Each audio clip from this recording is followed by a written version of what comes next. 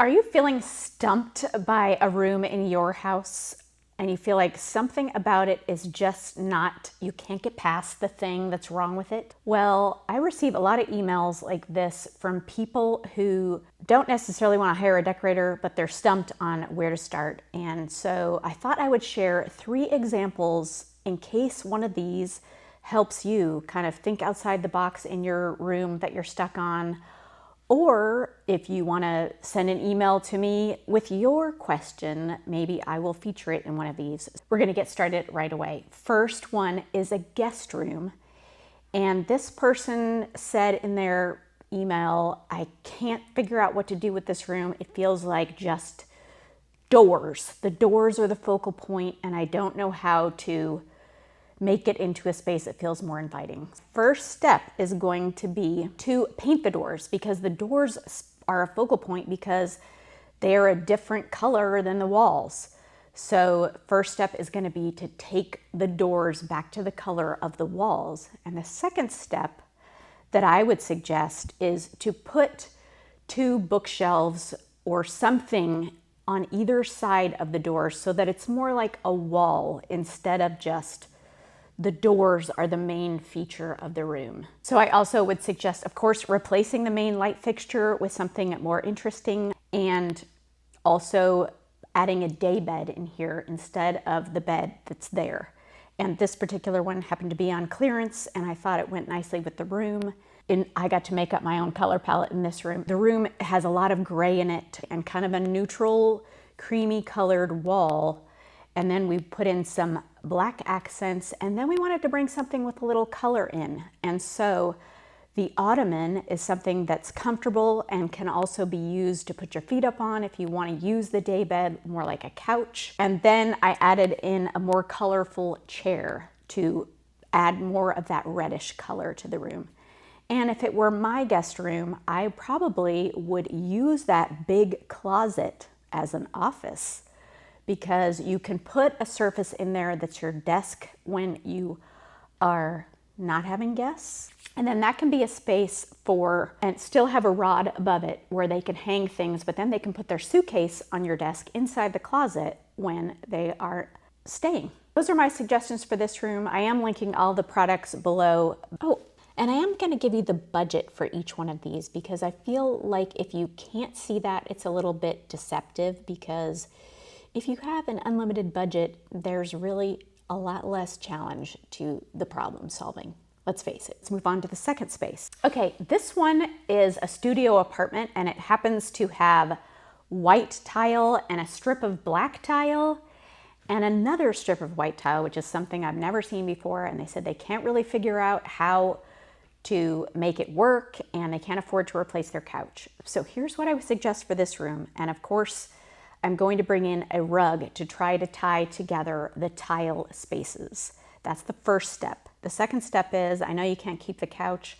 Let's get a throw pillow that works with the color palette of the room instead of the pillows that are there. That's pretty inexpensive.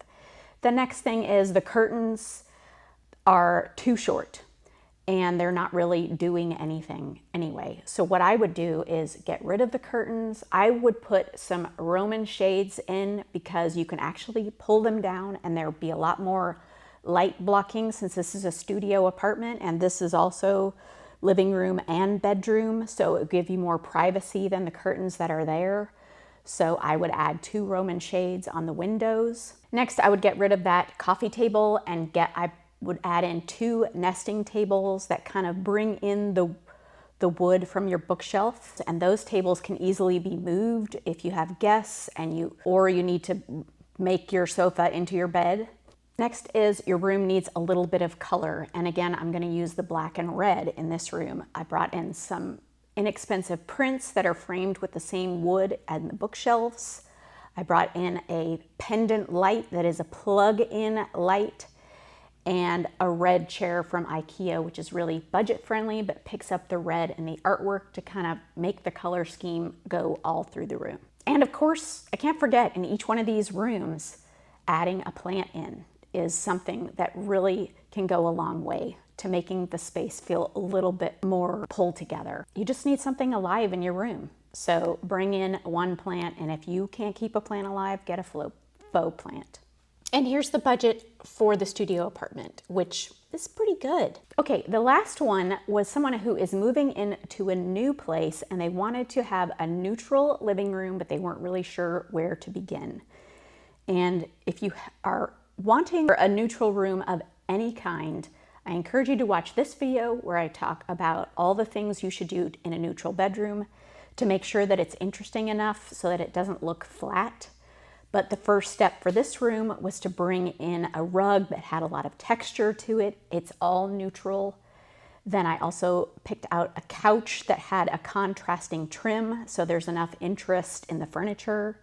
And this room seemed like it was screaming for a big leather chair because the view is pretty spectacular and it just looks like a mountain lodge that should have a leather chair.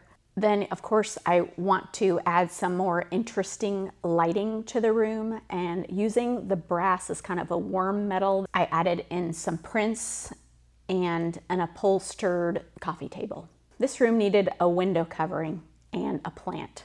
Here's the budget for the new house, and this one does have a lot more to it, but they were starting with an empty space, and it's a living room. So the budget for that is just going to be a lot greater. And sometimes, you can afford it. So let's talk about the things in common that we did with each of these rooms. Is we tried to set a color palette and use it intentionally throughout the room. Little touches of, in the first two rooms, red and black. And in the second room, even though it's an all neutral color palette, we want to use lots of different textures in the rug, in the drapery, leather, a sofa that has a contrasting trim. These things all add more interest in a neutral space. So really being intentional about your color palette is a good thing to start if you're trying to work on a room. If you're interested in having a quick fix my room, check out the email address below and send your picture, and I'll pick a few to go over in the next one.